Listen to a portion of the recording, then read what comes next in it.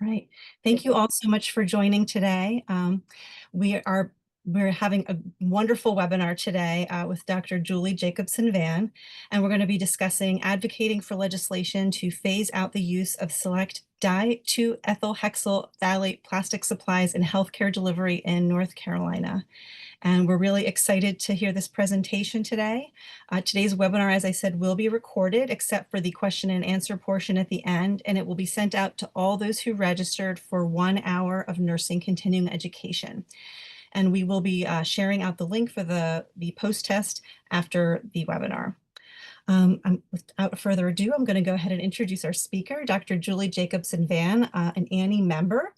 Since 1998, Dr. Julie Jacobson Van has worked on systematic literature reviews aimed at evaluating the effectiveness of interventions to improve vaccination uptake.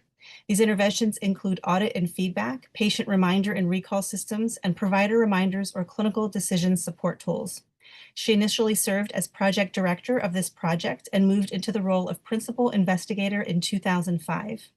Her Cochrane collaboration systematic literature review and meta-analysis assesses the effectiveness of patient reminder and recall strategies, specifically telephone, letter, postcard, text message, auto dialer messages through secure patient portals, and combinations of interventions on increasing vaccination rates.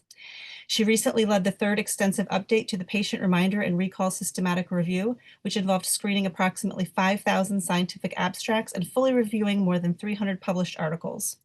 This systematic review was published in the Cochrane Library in February 2018, and she's also served as volunteer co-investigator on a related Cochrane collaboration systematic review of multiple strategies to increase vaccination uptake among adults with a team of investigators with Cochrane South Africa and the South African Research Council. For 17 years, Dr. Jacobson Van planned, directed, and evaluated care management and other interventions aimed at improving care and outcomes for North Carolina Medicaid beneficiaries. And these projects focused on promoting healthy weight among children and improving self-care for children and adults with chronic conditions. She's also assisted clinical practices with implementing Medicare chronic care management services and the Medicare annual wellness visit. This involved developing materials, scripts, forms, and training programs, as well as conducting trainings in multiple settings and locations.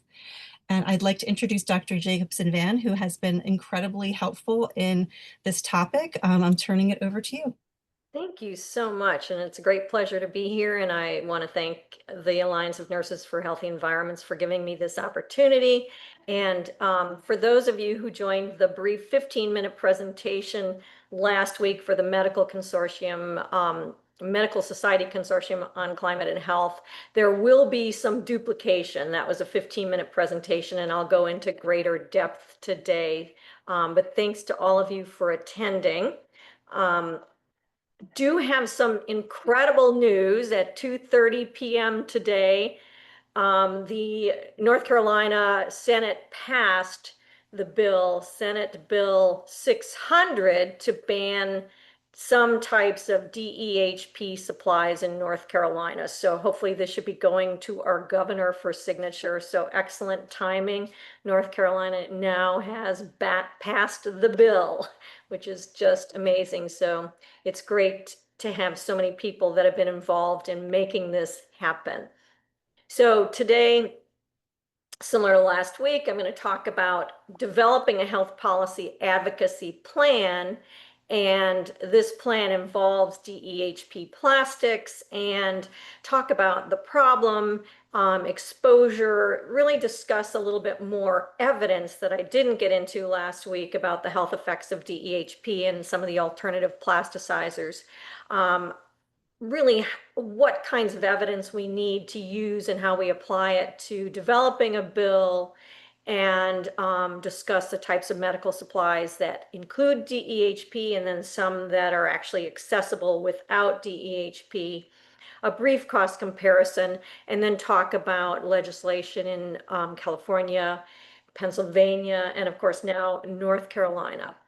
So that's what we'll cover today. The learning objectives are to list at least 2 routes of exposure to di-2-ethylhexyl phthalate and related plasticizers, describe the health risks associated with patient exposure to these plasticizers, specify at least 2 types of medical supplies containing DEHP that can be replaced with non-DEHP alternatives, summarize at least 4 components to a plan when developing a health policy advocacy plan, and indicate at least two approaches that professionals can do to work on health policy changes, whether at the local, state, or federal level. And I have a lot of acknowledgments. Rhonda Reeder, the wife of Representative Tim Reeder, is really instrumental in getting this going. She's the one that came up with this idea. So greatest thanks to Rhonda Reeder for coming up with this health policy advocacy idea. Brianne Christensen is a wonderful master's student I worked with for the past year. She did sort of a parallel health policy advocacy plan while I was working on a plan and manuscript on this. Lee Mullen, Dr. Lee Mullen worked with me as on the committee with Brianne. And then Christiana Richardson is a DNP student at Duke University School of Nursing. And she has worked on a parallel project while we were working on the advocacy plan. She was working on a health policy analysis plan with her two faculty members that I want to acknowledge, Dr. Walton and Dr. Sable at Duke University School of Nursing.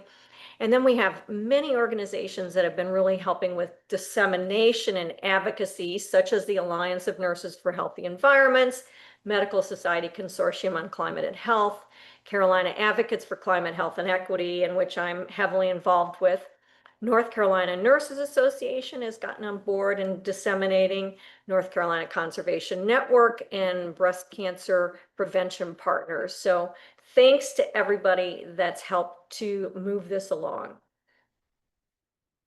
So first of all, when developing a health policy advocacy, you want to have an issue to advocate for. And in this case, the issue is the use of toxic supplies in healthcare. And there are many, but in this case, we're focusing specifically on a type of chemical or a group of chemicals. And we're looking at plastic supplies containing orthophthalates, and for short, we call them phthalates.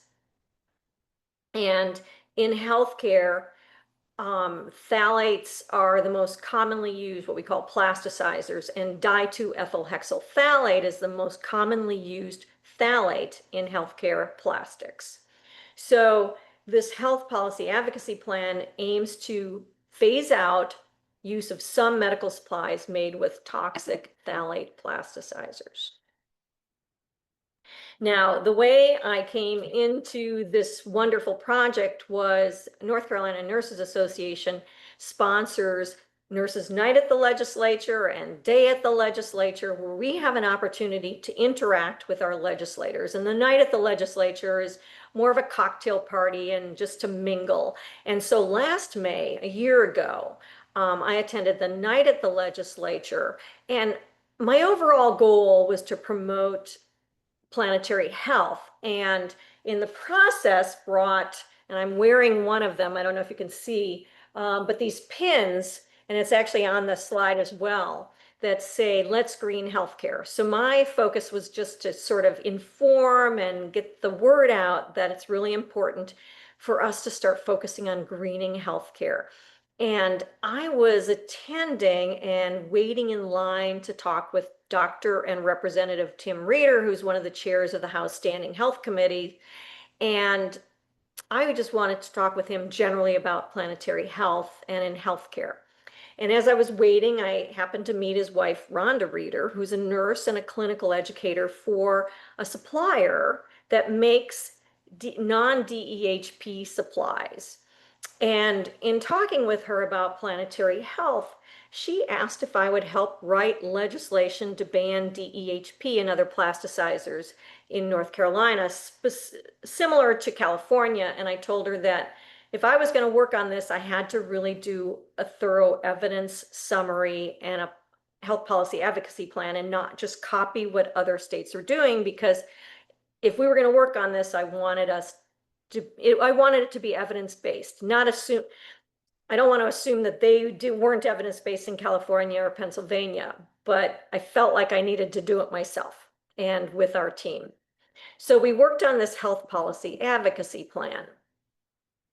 Now, as I mentioned, Rhonda Reeder wanted to do something similar to California. So in California, Assemblywoman Lori Wilson and State Senator David Min introduced the Toxic-Free Medical Devices Act, excuse me, spam is coming through, in 2024, aimed at banning di-2-ethyl hexylphthalate and 11 other specified orthophthalates, and they focused on IV solution containers and tubing.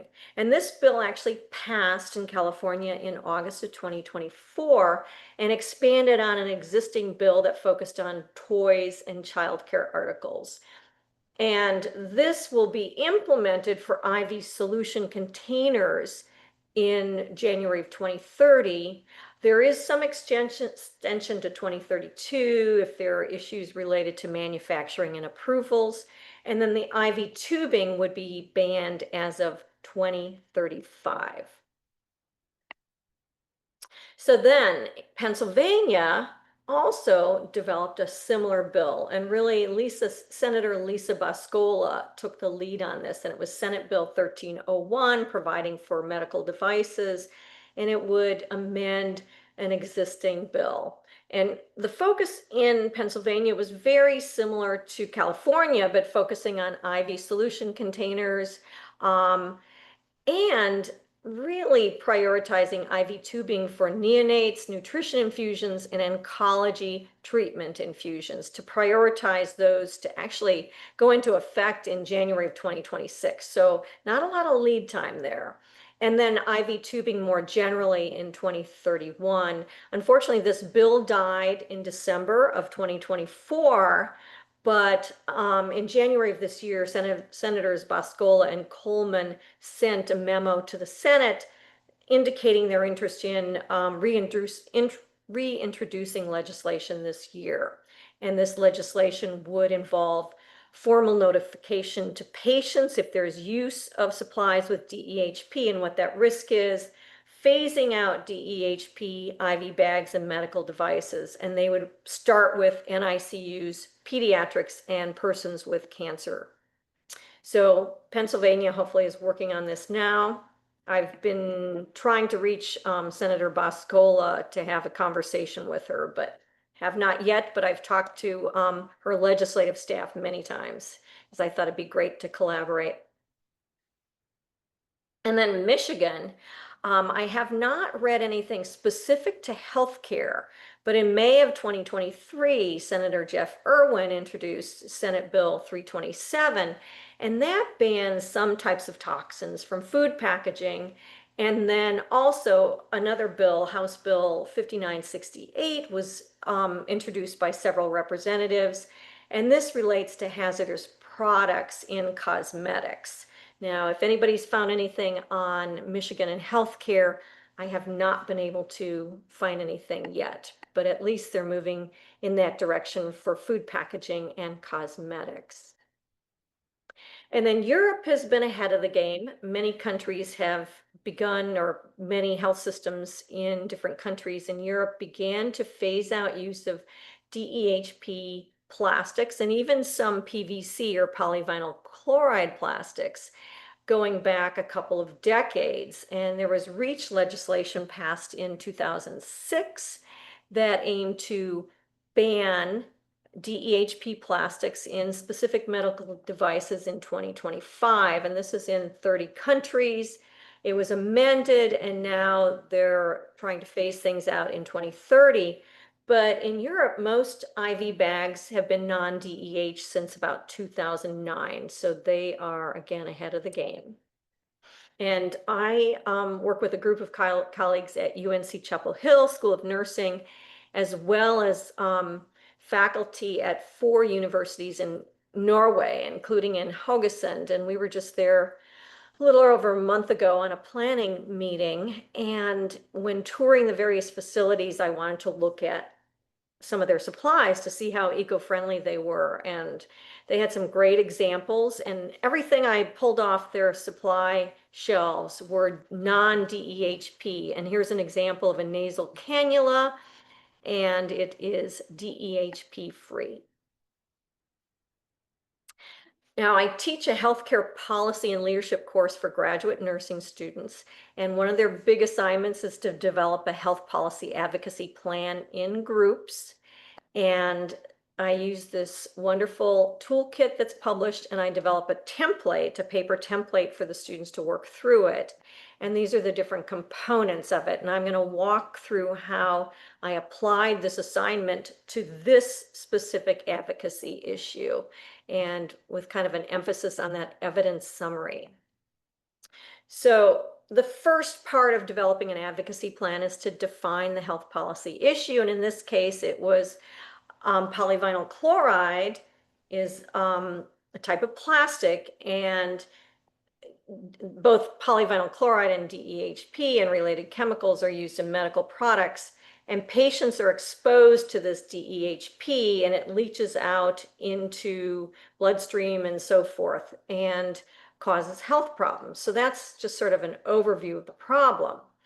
And the next step is to develop goals and objectives for the plan. And the overall goal is to work collaboratively with North Carolina legislators to develop and pass a bill aimed at banning some types of DEHP plastics from use in North Carolina. And then the more specific objectives were to identify groups that would support or oppose the bill, identify the plasticizers or chemicals of concern similar to DEHP, identify the medical supplies containing these harmful plasticizers, doing a cost comparison between DEHP and non-DEHP, because it's really important that the bill be kind of operationally and financially feasible.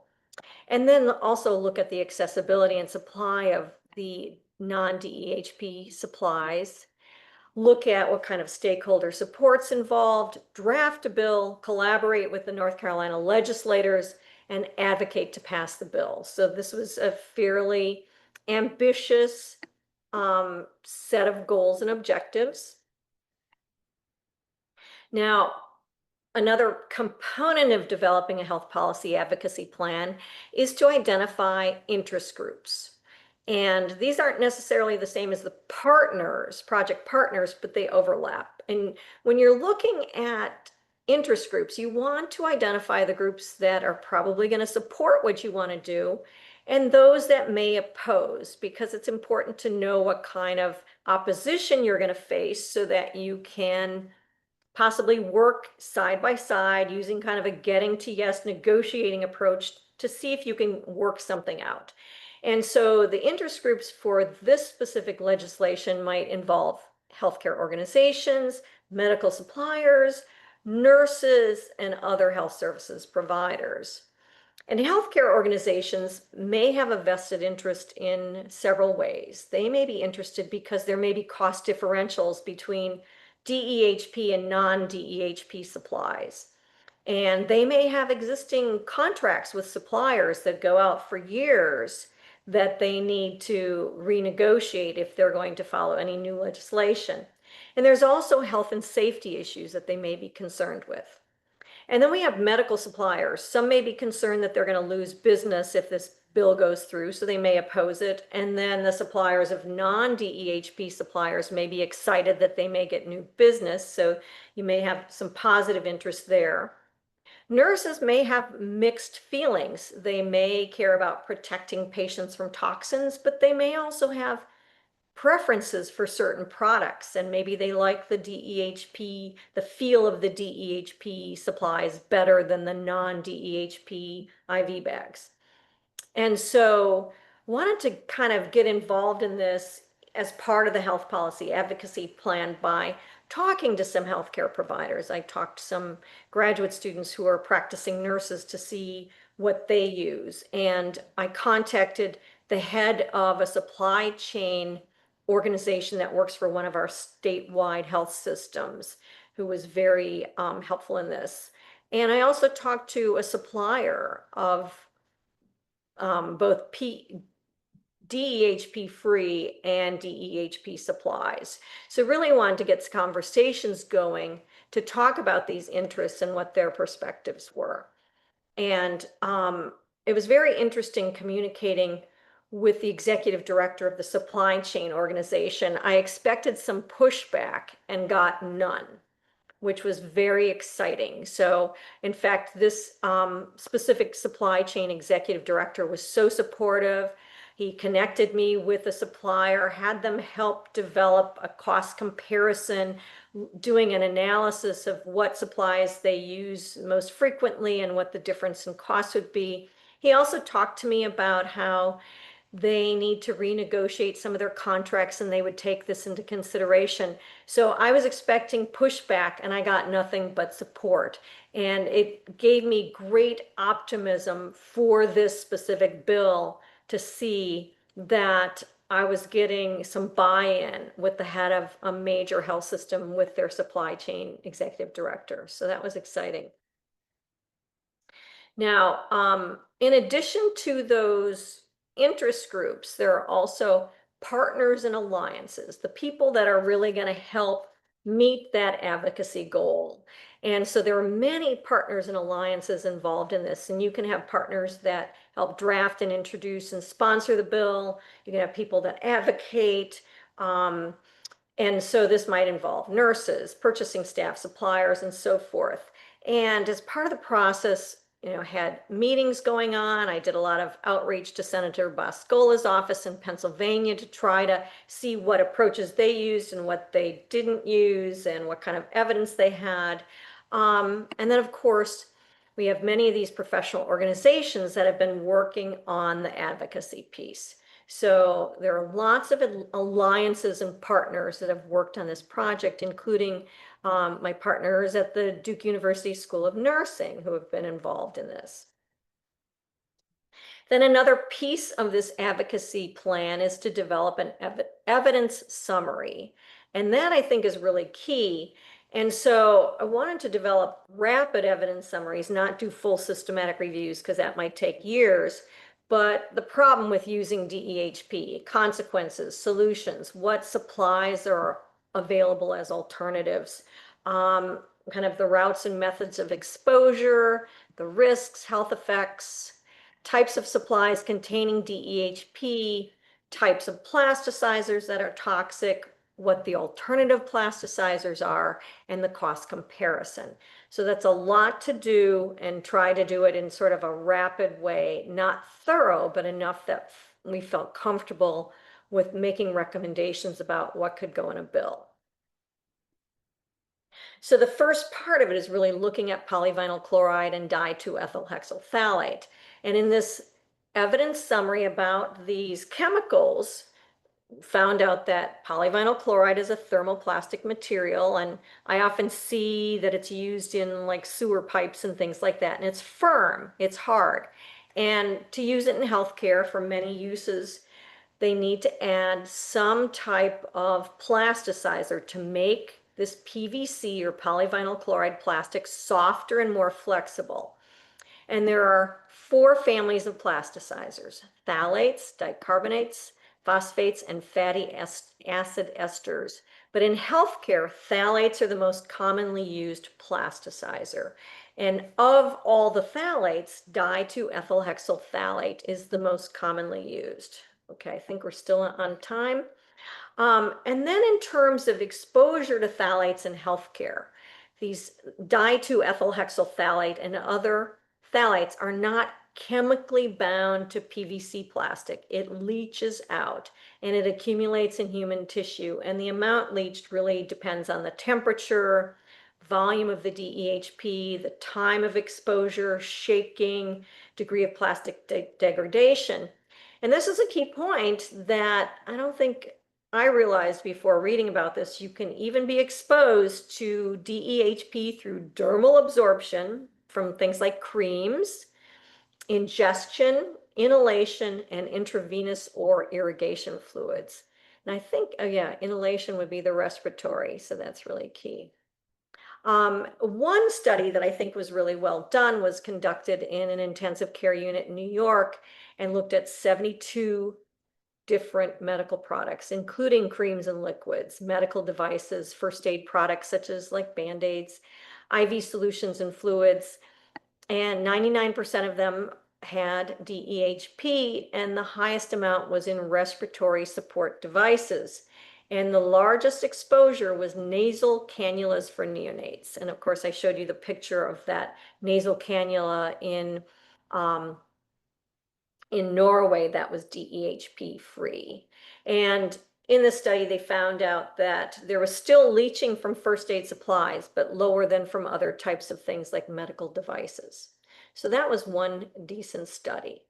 Now, if you're looking at the health effects of DEHP, the evidence shows that it's carcinogenic, mutagenic, reprotoxic, and endocrine disrupting chemicals. And the health effects can be for the respiratory system, reproductive, developmental, neurological, gastrointestinal, and cardiovascular systems. And the evidence comes from both human and animal studies.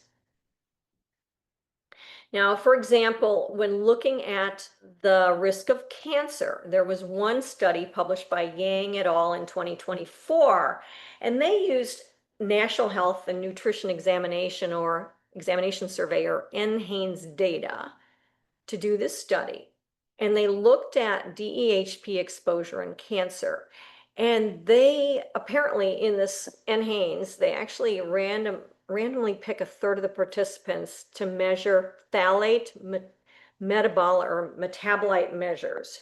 So in the metabolites that were actually measured in this study included DEHP and several other chemicals and the biomarkers as well. And they looked at cancer or malignancy and the various types and the cancer prevalence. And they found in this particular study a higher risk of cancer among males and cancers of the female and male reproductive systems. But there was not an association with skin or soft tissue cancer. So this was just one study and it used actual measures of metabolites. Now, another health effect is obesity. And one systematic review and meta-analysis studied 21, or there were 21 included studies, and they did pooled odds ratios, and they looked at 10 different metabolites of phthalates.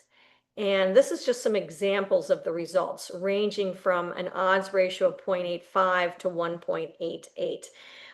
If you're not familiar with odds ratios, they're interpreted essentially the opposite of a risk ratio. A risk ratio is like if you are exposed, the person is X times more likely to have the outcome.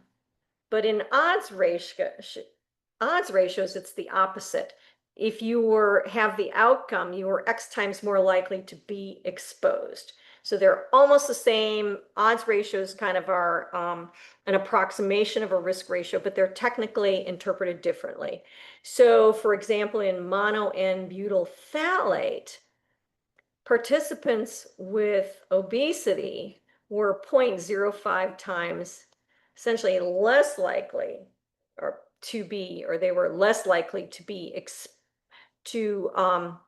people with obesity were less likely to be exposed to this. But for monocarboxyl, and I can't even say it, MCOP, people with obesity were 1.88 times more likely to have been exposed to this type of plasticizer. And again, when you do a case control study, you compute odds ratios, which are an approximation of a risk ratio. So in this case, 9 out of 10 of the metabolites were associated, there was a positive association between phthalate exposure and obesity. Now, if you're just looking at childhood obesity from that same study, the results were a little bit differently. The odds ratios range from 1.11 to 1.33, or these are just some examples, but there were positive associations for all 10 metabolites that were studied, or actually 1.79 is, sorry, I was looking at the confidence intervals, but up to 2.18. So 1.11 to 2.18 are the odds ratios. So again, for this, with all 10 metabolites, there is some increase in risk for obesity related to exposures to DEHP. And again, that's children. Now, when you're doing male-female comparisons, In this case, for obesity, the risk just for DEHP is much higher among females, really not a specific obesity risk in this specific study or these meta-analyses for males, but definitely for females. And then when you're looking at some of the other metabolites, seeing fairly strong odds ratios of over 2 for females and a little less for males. So again, we're seeing an association between DEHP exposure or other phthalates and obesity, but that association is stronger for females than males. We also see that there are health effects related to cardiovascular issues between DEHP and other phthalates. And so in some studies, we've seen increased cardiovascular mortality. And there was one study that actually, this Hyman study, looked at deaths globally attributed to DEHP exposure, and they estimated more than 356,000 deaths globally are attributed to DEHP exposure. And the thing is, this was what we call an aggregate level study or population study, meaning the hazards ratios for cardiovascular mortality were measured like at the country level. And so the data were really measured at the country level. So it's more of a hypothesis generating study, but in this particular one, they are showing or estimating that there are quite a few deaths attributed to DEHP. But really, for this to be a better study, they need to look at exposures at the person level. But it helps to give us some evidence. But then there were some other studies that have shown that there are adverse effects of phthalates on cardiovascular health, things like cardiotoxic effects, such as cardiac dysfunction, slow heart rate, and so forth, and that phthalate exposure alters autonomic regulation, heart rate, and so forth. So there are a number of studies that show the relationship between phthalate exposure and cardiovascular risks.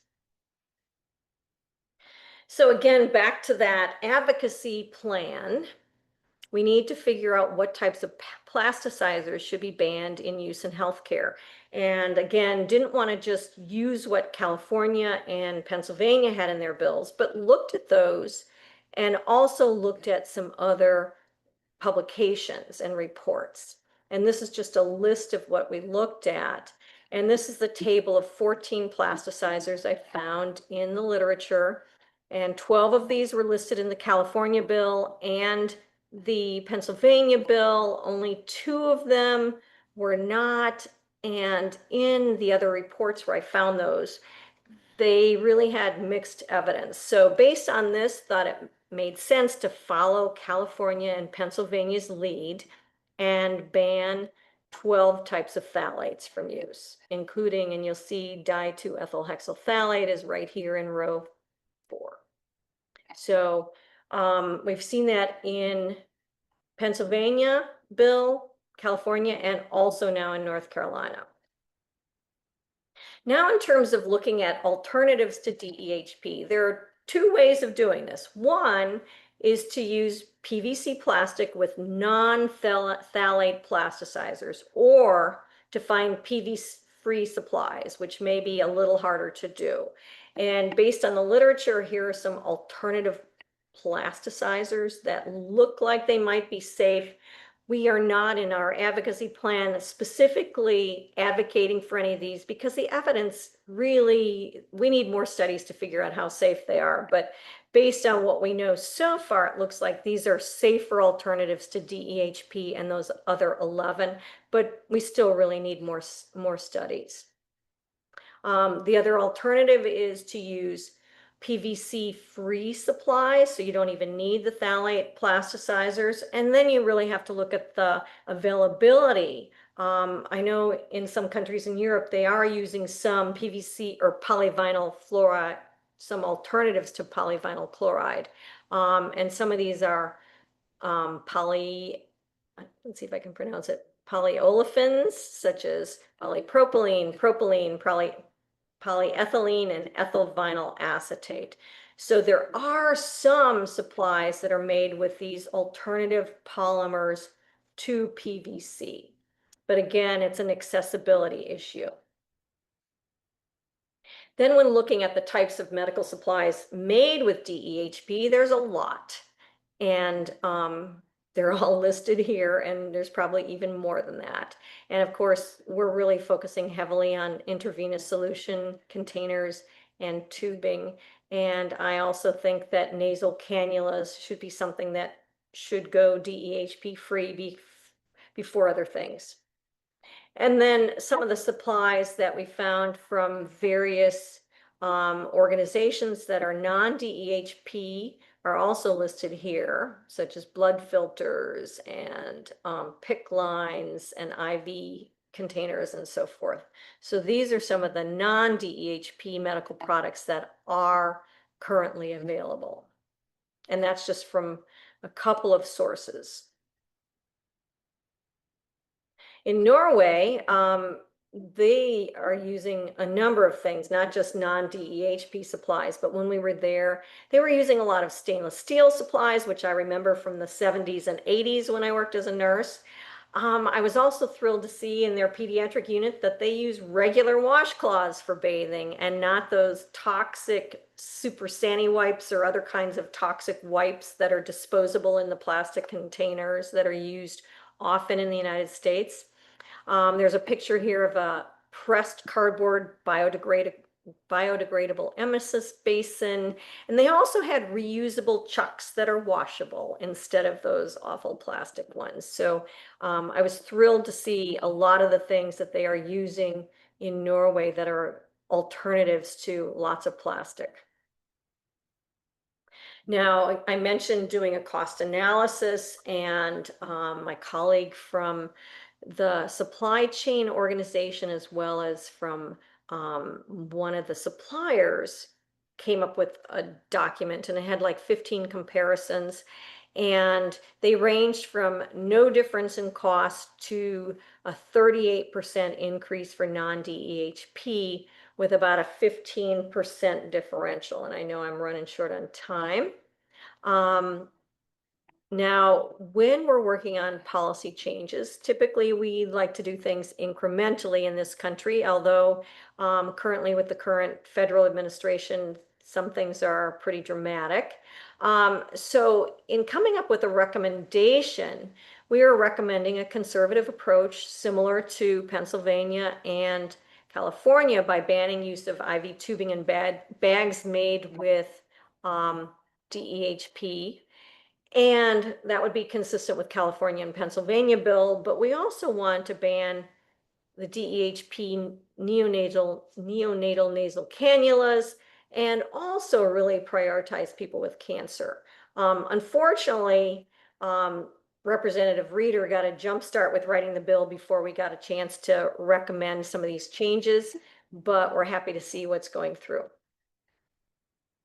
It's also important when writing some sort of advocacy, like a advocacy letter, to have an anecdote.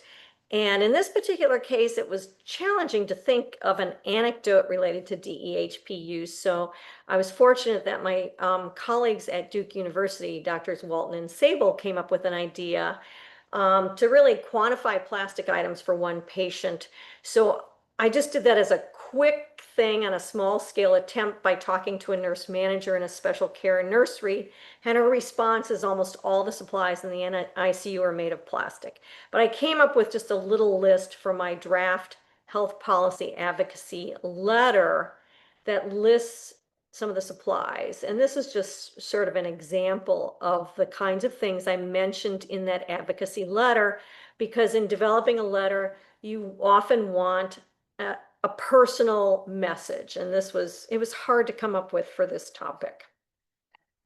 And back to the recommendations, we wanted to use rapid evidence summaries and find out what was politically, operationally, and economically feasible, really by starting with that California bill. And our goal was to modify the California bill, as I mentioned, and add in nasal cannulas and of course not recommend those 2 additional phthalates because the evidence was weak, and then prioritize supplies for neonates and persons receiving cancer care.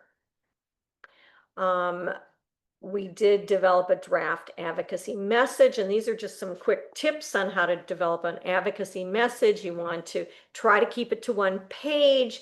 You want to personalize it, frame it from a local effect, state your purpose in the first paragraph and so forth. And I'm going to move on so we can meet the time.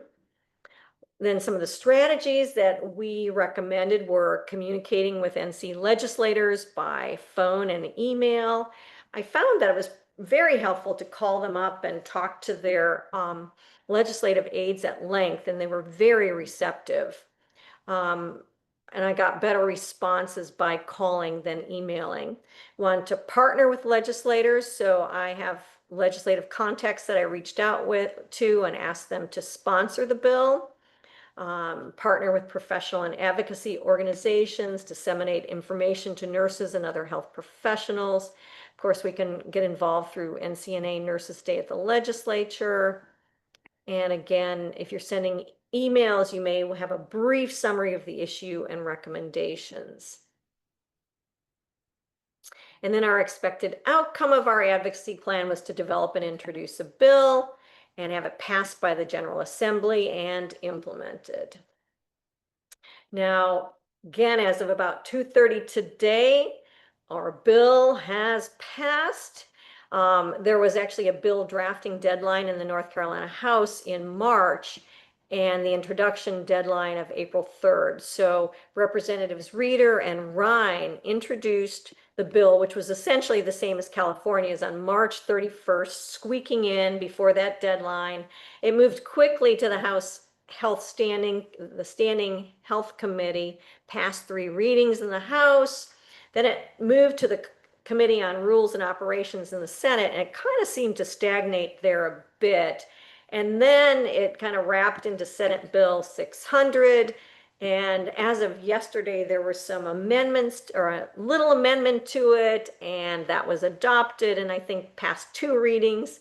And then today went to a vote. So we didn't get our desired amendments into it, but this is a great, great win. So in summary, di-2-ethyl hexylphthalate and 11 others are toxic plasticizers that are used often in healthcare, and there are a number of negative health effects. The European health systems are way ahead of us and made early changes. There have been some voluntary efforts with health systems in Pennsylvania, California, other places. California passed a bill last fall. Now North Carolina, hopefully we'll have this signed by our governor soon. So we encourage people in other states to encourage similar legislation. I think the more bills we get passed, then the more pressure we're putting on the producers, the suppliers, to work on changes. And in fact, the one supplier I talked with said, just because of the California bill, because of the amount of business that they do there, they're working to phase DEHP plastic out of their supplies. So, thank you. Any questions? I know that was fast and a lot. Thank you so much, Dr. Jacobson-Ann. This was tremendous to watch your journey through this legislation, and it's a really exciting day to hear about this, especially with the bill passing. I did just want to turn it over for just a few minutes.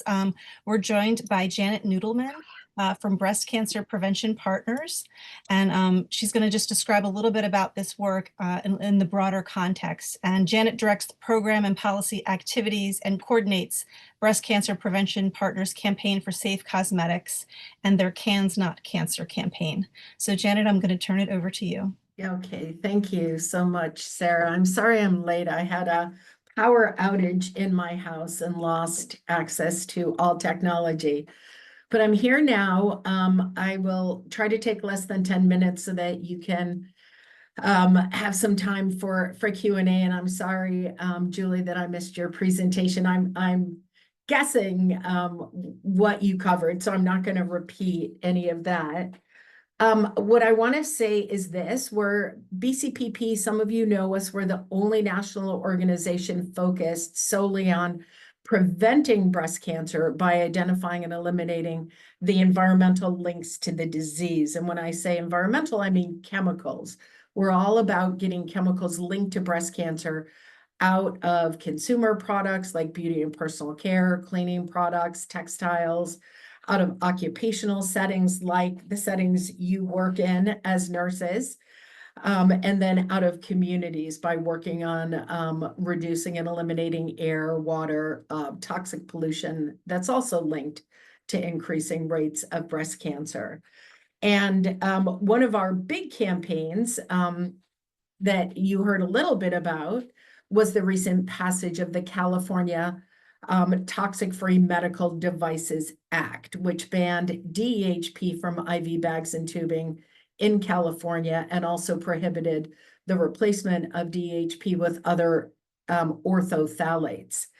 What we didn't realize in the process of running our campaign was that Baxter Medical, who's the largest supplier of IV bags and tubing in the country, they supply about 70% of the IV bags and tubing nationwide, was simultaneously submitting a patent to the FDA for an alternative plasticizer to use with PVC as the base polymer.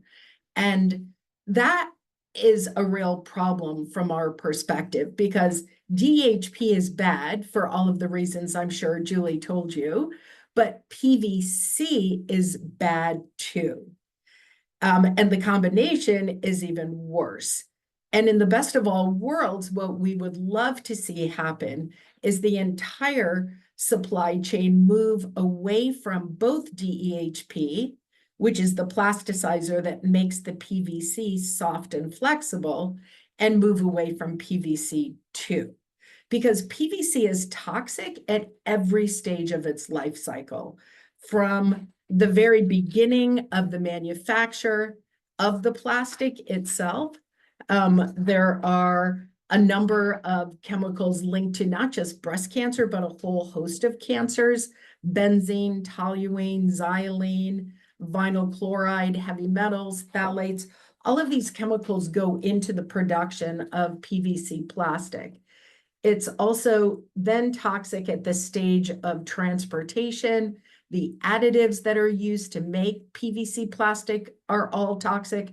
And then, of course, the disposal of PVC plastic. In the old days, and I think it's still happening, medical waste was burned, and then it creates dioxins and furans, which are breast carcinogens in the process. It's toxic when it's disposed in landfills. It creates aquatic toxicity when it seeps into our waterway. So what I'm saying, and I think many of you probably know, is PVC is bad news for all of those reasons. And it's not just in IV bags and tubing, it's all over your hospitals and healthcare systems. And good organizations like Healthcare Without Harm have been working with nurses now for a couple of decades to get PVC out of hospitals. So the answer is not more PVC-based IV bags and tubing. That's not the answer. We think the answer is shifting to alternatives that don't need DEHP, like polypropylene and polyurethane, and the urethans and the other alternatives that Julie mentioned. And fortunately, there's two suppliers of those alternative base polymers, B. Braun and Fresenius Kabi. And what's really interesting is the other two major suppliers of IVs, which are Baxter, who you all know quite well, and ICU Medical, also have non-PVC, non-DEHP alternative IVs in their portfolios. They're selling them right now. So there is a real choice. They're cost competitive when they're purchased at scale. And as more and more hospitals are buying non-PVC, non-DEHP IV bags and tubing, they'll get even cheaper. So what can you all do? when we realized that Baxter International had no intention to get out of PVC, we launched a campaign urging the nation's hospitals to sign our toxic-free IV hospital pledge. And that's a voluntary pledge that we ask the hospitals to sign to shift toward non-PVC, non-DEHP IVs. And within the first 6 months of launching our pledge, we got the nation's third largest hospital system to sign our pledge, Common Spirit. How many of you know Common Spirit? They're in 22 states. They have 1,200 facilities, and they agreed that they don't want PVC-based IVs in their hospital system. Also, Sharp Medical System signed the pledge. They're in the San Diego area. I don't know how many of you know, but Kaiser Permanente has not been using PVC-based IVs for the past since, let's see, 12 years. They're a major hospital system too. So this is possible. We're working with Barb Sattler and other nursing associations. She runs California Nurses for Environmental Health and Justice. I'm working with Barb to write language for collective bargaining.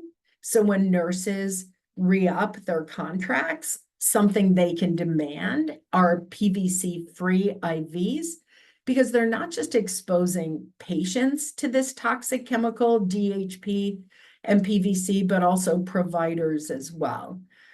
So North Carolina mirrored the California legislation. We want state legislatures to introduce bills that go one step further and ban PVC as well. And that's what the New York legislature did. We're hoping to work. Massachusetts just introduced a bill that's identical to California and North Carolina. We're going to work with that legislator and hopefully have her add PVC to the ban as well. It's a really big issue, and what we're afraid of is if Baxter gets their patent approved and comes up with a new IV bag and tubing that continues to use PVC as the base polymer with a new plasticizer, that it will just continue to, that the current dynamic will continue to move forward, and we'll be having this conversation with the new plasticizer and the new problems that creates all over again. So we encourage nurses to speak with whoever's buying IVs for your hospital or healthcare system. You usually have a procurement department or a purchasing department. Let them know you're concerned about the PVC, DHP IVs being used by your hospital or healthcare system, that you know of safer alternatives that you'd like to introduce them to. You can also join our nurses network at our website, bcpp.org. There's a sign-up form, and you can help us organize other nurses to join our Toxic-Free IVs campaign. And what else? I think I'll stop there and see if folks have questions. I know Julie didn't get time for Q&A either. Oh, this was I'm great. answering questions in the chat. Yes, thank you so much, Dr. Jacobson-Van, for answering those in the chat. There was another question about the alternatives leading to producing microplastics or nanoplastics, and I see you answered that in the chat. Did you want to maybe just, let's see, I know there was some discussion about, how much were in providers. Is there any data on that you're aware of, Dr. Jacobson-Van? For some reason, I remember reading about it, but I don't remember what the publication was. So I don't have any specific information, but I imagine, especially given that there's respiratory exposure and dermal exposure, there has to be some level, but I don't know if I've seen any studies that have actually measured it in healthcare providers. And then even so, if they're trying to tease out what's their healthcare exposure versus what their own personal exposure is, I did put in the chart in the chat that one way I tried to reduce my personal exposure was 2 years ago, had my colonoscopy without IVs and without anesthesia because I didn't want the plastic use, nor do I really want the anesthesia. And so I advocate for, doing what we can to avoid plastic. But yeah, as healthcare providers, I imagine as patients, they're exposed, and then as providers, they're also exposed. So I'll have to look. I haven't seen any studies, or I don't remember reading them. And then in terms of that comment about being tough, I'll tell you, an anesthesia-free colonoscopy was a whole lot better than the previous one, where it like wiped me out and made me nauseated and feel awful all night, and I couldn't eat.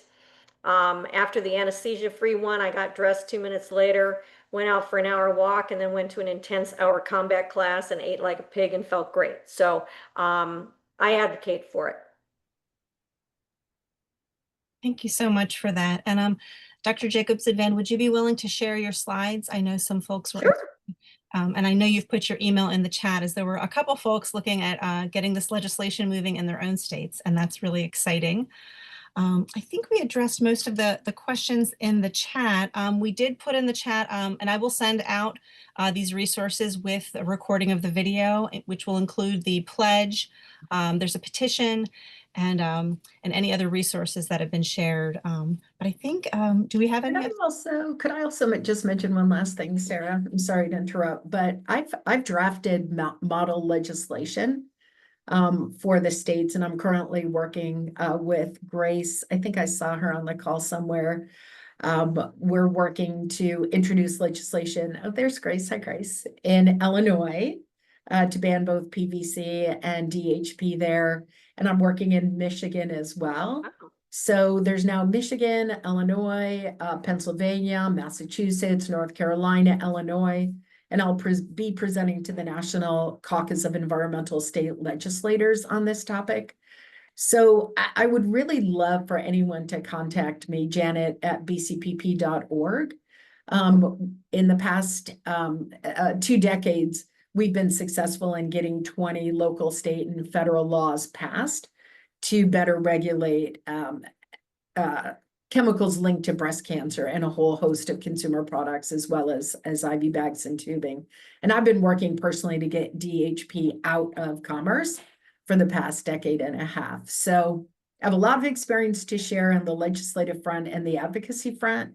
And I'd love it if folks would connect with me if they want to work on getting a bill introduced in their own state. That's so wonderful. This is such an exciting day to be having this conversation. And I know someone in the chat, Dr. Wald, mentioned about New York. And Janet, I know you were saying there was some action happening in New York as well. Yeah, so New York, I did work with a legislator in New York to introduce a bill that unfortunately didn't make it over the finish line. It would have banned both PVC and DHP from IVs there. Their legislature just ended last week. But we'll be working together to get that bill introduced next year. And it's like, I just really can't stress how important it is to focus on the PVC aspect, not just DEHP. And the fact that there are cost-effective alternatives makes it, I think, a really obvious choice. Well, this is wonderful. We are at the top of the hour, so we want to thank both of our presenters. Dr. Jacobson-Van, thank you so much for sharing your expertise on moving this through the North Carolina legislature successfully. It's very exciting. And thank you so much, Janet, for sharing what Breast Cancer Prevention Partners is doing. I think we will definitely have folks reaching out to you both. I will send out the recording within the next day. So thanks so much. And I'll email you my slides. Wonderful. Thank you. Thank you, everyone, for joining. Thanks, Thank everyone. you.